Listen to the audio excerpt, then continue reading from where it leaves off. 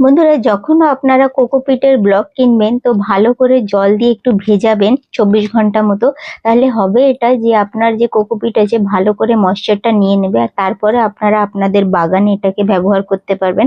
চ্যানেলে long video share আছে cocopeat কত রকম ভাবে ব্যবহার করা যায় বাগানে, কিন্তু আজকে আমি বলবো যখনও আপনারা পার্মানেন্ট গাছের জন্য মাটি তৈরি করছেন তো যতটা মাটি তার 40 ভাগ মতো যদি কোকোপিট মিশিয়ে দিচ্ছেন, আর তার সঙ্গে 40 ভাগ মতো ভার্মি কম্পোস্ট, আর 100 গ্রাম মতো নিম খোল, তার সঙ্গে 50 গ্রাম হাড়ের গুঁড়ো, 50 গ্রাম শিংকুচি, 50 গ্রাম সর্ষের খোল, আর 1 চামচ মতো ফাঙ্গিসাইড মিশিয়ে দিয়ে যদি মাটিটা তৈরি করে নিচ্ছেন, তাহলে হবে এটা যে গ্রীষ্মকালে যে বারবার গাছে আপনাদের জল দিতে হয়, মাটিটা শুকিয়ে যায়, সেই জিনিসটা একটু কম হবে। আর পার্মানেন্ট যে ফুলের গাছ আছে সেই জন্য কিন্তু এই পটিং মিক্সটা খুব ভালো কাজ করে। আর আপনার কিন্তু কোকোপিটটা মেশানোর জন্য ময়েশ্চারটাও খুব ভালো থাকবে, অবশ্যই মেশানো।